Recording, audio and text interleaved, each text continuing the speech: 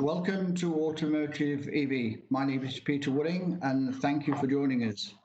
A special thanks to Priority Freight, Unipart Group, FedEx, Jeffco, CHEP, Kuehne+Nagel, and Rangex for sponsoring this conference. I'm now delighted to be joined by Justin Benson, Head of Automotive and Mobility at Vendigital, who is delivering our Automotive Outlook.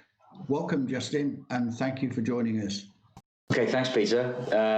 So I'm tasked today with having a look at the automotive outlook in the UK, but also I've got some interesting numbers from Western Europe. And it's not been a great story, obviously, over the last 2 or 3 months, but there are signs that it's improving. And secondly, there are some interesting silver linings, I think, in the numbers, which are generating some interesting opportunities for people in the automotive supply chain. So if I move to slide 2, this was obviously lockdown happened in the middle of March, and broadly speaking, we saw a downturn of 40% in March and 31% year to date overall. But interestingly, battery electric vehicles were, excuse the pun, charging forward, and they had some very good growth. Market share was growing as well. And interestingly, throughout the last 3 months or so, we are looking at a doubling broadly of growth on last year, which is interesting. And we're seeing that even now being maintained. The other interesting part of this was considering the first quarter and everything that was going on, the used car market was still pretty robust, only dropping 8% over the year to date. And of course, plug-in hybrids, plugins in general were all up over 13%. So there was some interesting signs that the market is changing at the same time as experiencing some troubles. So moving on to slide 3 for April.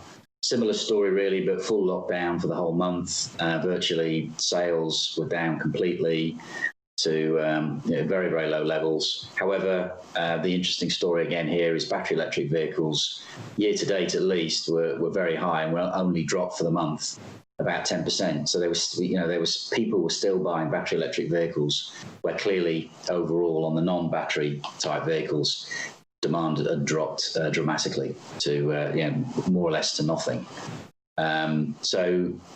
Interesting about that. And then we start coming out then in May, which is slide 4, change to slide 4. And as you'd probably expect, there were signs that we were coming out. I think people were getting more comfortable about potentially buying a vehicle online, and the change was less marked than in April. And there were signs that we were starting to come out again, albeit very green shoots, as it were.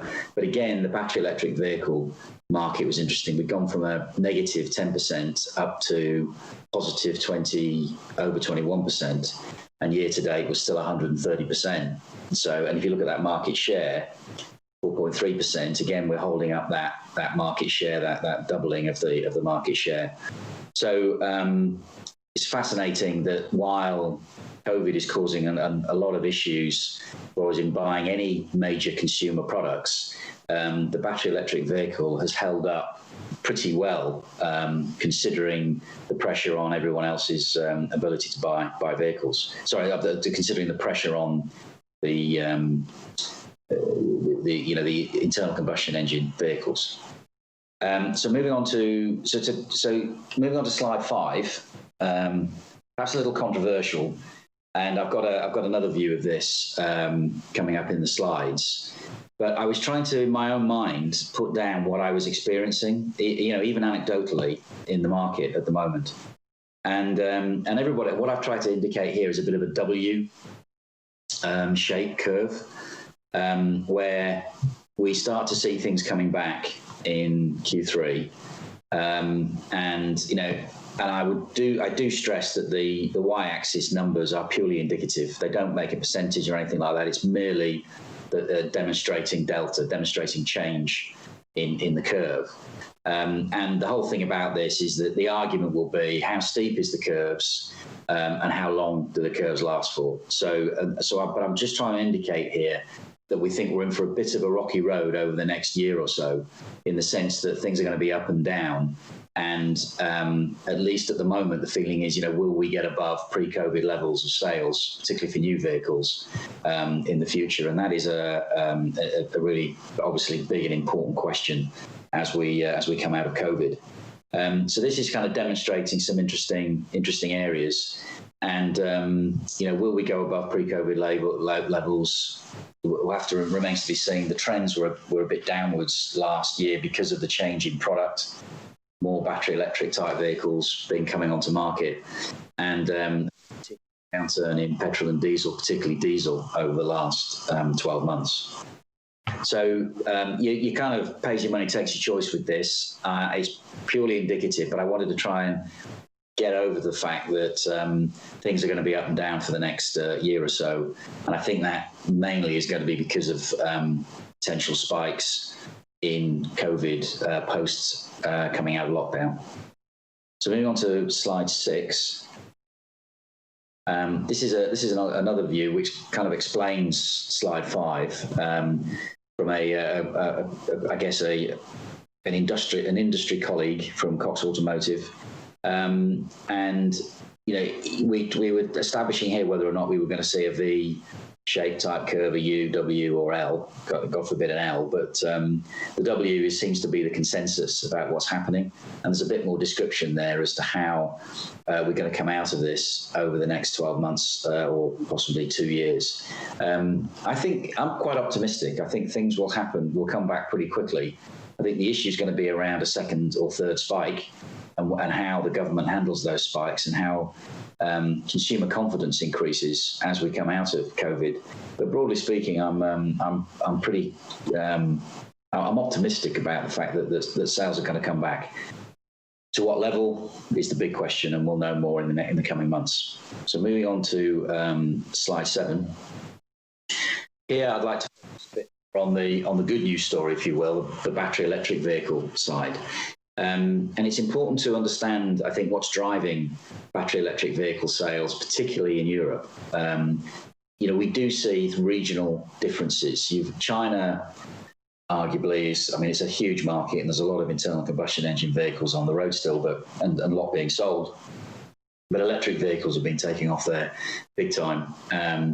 And Europe arguably is catching up a bit. If you look at where all the technology is, gigafactories, specifically battery technology and componentry, a lot of it comes out of China. So how is Europe responding, and why is Europe now responding to the EV or potential future EV demand? Well, incentives is a big play, and EU regulation. But just on incentives, France have recently announced an increase in their incentive to buy a battery car. Germany have gone from €6,000 to 9,000. UK, unfortunately, hasn't announced anything specific, and at the moment there isn't great signs that they will. I think I wouldn't necessarily say that's a negative, because sales are pretty good, and they don't want to do it to the detriment of the rest of the products in the market and the rest of the marketplace. So I think the government is much more supportive of the capital requirements and supporting the automotive industry in moving to battery electric vehicles in a way that creates an infrastructure that enables us to continue as an automotive industry. And I genuinely think the UK is supportive of that outcome. You have to remember that 80% of pretty much everything we make in automotive in the UK is exported. So it's a hugely important export market for us. And in doing that, what we need is to make the kind of cars people are buying in all the other countries around the world, as well as in the UK. So having that ability, that infrastructure, and that investment supported by a UK government is really important. And I'm hopeful that we'll start to see more of that as we come out of COVID. But again, so those incentives and government support is really important to the growth of electric vehicles, and it does seem to be in place, at least in parts of Europe. EU regulation, using meeting CO2 targets. None of the OEMs take away CO2 targets because we want to sell more cars and we want to maintain the industry. What they're saying, they're all committed to the CO2 targets. Which is fascinating and I think really helpful, because I think we have an educated public around climate change. in that they are looking for much more low emission vehicles. They are cognizant of the impact that as individuals and families they have on climate change, and they want to reduce that footprint. Post-COVID clean air factor, I'm minded of some pictures I've seen before and after of Delhi, before and after of other towns around the world, which have been known. Perhaps I shouldn't have pointed out Delhi particularly, but hopefully you take my point. You know, some cities, and this was found in China in the early days as they came out of their COVID problems. The pictures that were coming out before and after of these cities was remarkable in the sense that you could just see across the city clean air, if you will. There was no pollution blocking you away. And I think people have come to understand that that's clearly something, that's the effect that business and industry and humans as a whole are having on the planet. So again, an important point. How long the memories last afterwards remains to be seen, but an interesting point. And then you've got on the right-hand side, so that's what's driving the sales. My view, 2020, I think in Western Europe, you'll see sales around 600,000. And there's two views there going over time. The top one is a combination of pundits talking, getting up to about 1.6 million vehicles per year by 2025. I think that's a little conservative. I think some of our German manufacturers and manufacturers in general in Europe, I think will be pumping a lot of these vehicles out very quickly. And I am talking about pure battery electric vehicles. And I think the demand for them will increase because of the left-hand side. So if you like, I think the accepted view is the top table. My view, based on what I'm seeing in general, and particularly in some markets where demand seems to be growing at almost an exponential rate, then I think that is a possible. You could go up to as many as 2.5 million being sold by 2025, which is obviously 20% of the market would be electric vehicles by 2025, and we could be looking back in 2025 and just going, wow, what just happened? I think that's really important. If you're in the car industry and you're not working with electric vehicles in some way, selling them, making them, servicing them, etc., you should be. I think that's my message of this slide. Moving on to slide 8. We've got this is sort of hopefully backs up some of my points.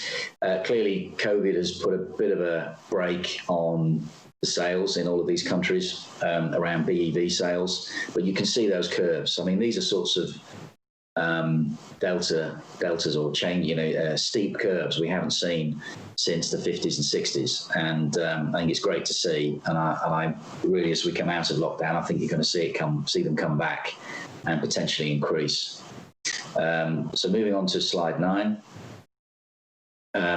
Similarly, some might say that the supply side is a problem. So if you think of people can demand these things, but if they're waiting for 6 months or more, then are they going to just go back to a petrol car, for example?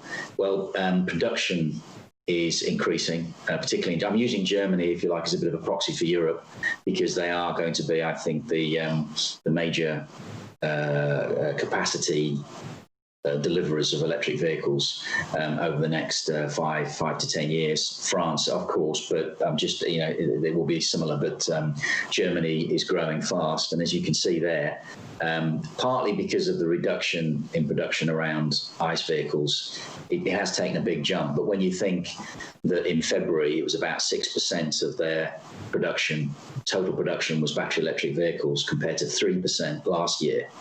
At the same time, and we've now jumped because people seem to be buying more battery electric vehicles than they are internal combustion engine vehicles. It bodes well for supply as much as in order to meet the demand. So, if you will, things are coming together. And I go back to my point. If you are in the automotive industry and you're not working with electric vehicles, you're not servicing them, if you're not making them, if you're not selling them, you should be. And it's really important point about moving forward in the automotive industry for the future. So moving on to slide 10. Very quickly, this is just I like this slide because it sort of shows the dynamic in the market, and we're getting new entrants coming in. We're getting new products coming in all the time, and this is demonstrating a competitor or a market that's becoming increasingly competitive, which bodes well for pricing. bodes well for great products, and all the major OEMs are there, and you're seeing this wonderful sort of toing and froing of market share going on that, again, I don't think we've seen much since the 60s and 70s, as people try and vie their products and position their products as being the market leader in a what is becoming a more crowded market. So, which I think is really encouraging, again, for the future, albeit relatively small at the moment, but growing fast, as I've indicated. So moving on to slide 11. So I guess if you look at the previous 10 slides or so, what does that all mean? And what are the things I would be advising you to be thinking about? Well, this is just a few points to finish on, really. If you look in the past, there's been new products coming to market, and the engineers have had a bit of a field day. The investment's been high. They've been developing these new shiny products, which perform really well in general.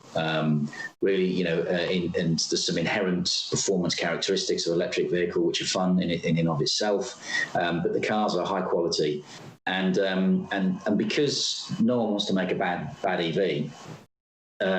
People have been probably investing that little bit more in each car at the moment to ensure that it doesn't break down and it has a good impact, and you have no risk around your reputation or your brand.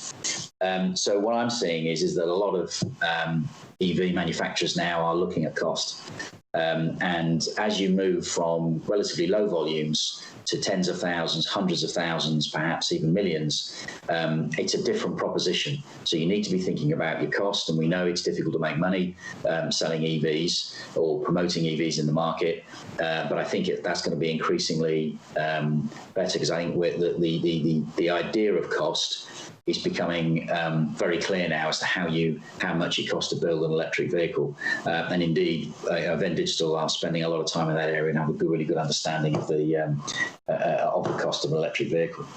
Investment in battery and the Fed is historically high. The cost competitiveness is key. It goes back to the previous slide on the competitive market and what I'm saying around how you look at the costs of building your vehicles. You need to be cost competitive as much as price competitive, so that you can continue to invest in new vehicles for the future. At the same time, the supply chain is reviewing cost as a whole.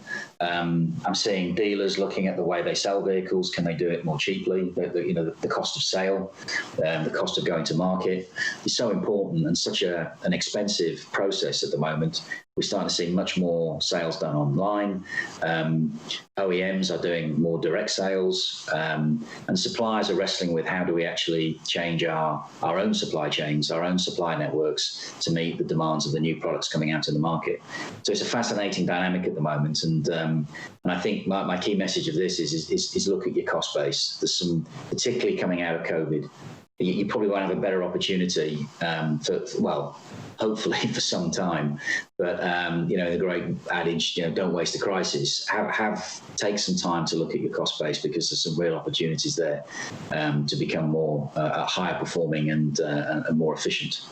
The other area is data. I know everyone said big data, data this, data that, but I'm seeing a lot more where people are trying to join up systems.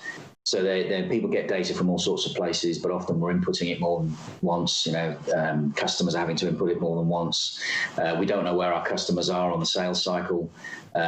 We don't know quite where our costs are actually going, because the systems aren't joined up enough. The data isn't clear enough. And the reports we're getting aren't necessarily clear enough. So taking a moment to have a look at the data, again, possibly in line with costs, and really trying to understand how your business drives value is a really good moment. It's a really good moment to do that. And what I'm seeing some others do as well, finally, is agility. So we're often, a lot of us work for big organisations who have very clear processes, and sometimes we're looking and we're wondering, could we do things better, faster, quicker? And certainly with some of the clients that I've got, they've looked at things like ventilators, they looked at making PPE and all these things, and suddenly they've pivoted their business from making perhaps a mechanical product to a PPE type product, literally within days or weeks. And they're wondering, well, why can't I do that with my existing processes and with the existing way I make my existing products? And how can I get people aligned to that? And how can I change my culture to be more quick and to be quicker and more reactive to market conditions and what customers are saying and doing? So all of those things are happening. So do compare yourself with perhaps other manufacturers, not just manufacturers in your own market, and have a look at startups, because I'm seeing a lot of big companies think about parts of their business becoming effectively a startup. So how can we make it agile by setting ourselves up differently, a bit like a startup, to actually solve a particular problem? And that's quite interesting as well. So think about your business a bit differently. So look at costs, use your data to drive real insight and decision making, the right decision making into your business, and learn from others and get quicker, better, faster. It's going to be fun, particularly in the electric vehicle market in the future. Thank you very much. Thank you, Justin. Great presentation. Thank you very much. Before we sort of say cheerio, for want of better words, and thank you again, is it possible for people to be able to have the slides after the session? Yep. Okay, perfect. So we will obviously the session will also be on our demand platform afterwards, and you will be able to have the ability to download. So thanks again for a great presentation, Justin. Really insightful. Thank you, everybody who's joined us, and for all the people who will join us afterwards if they couldn't make the time. Let's all keep safe, and hope to see you again, probably in person at least sometime in the future. Take care and thank you.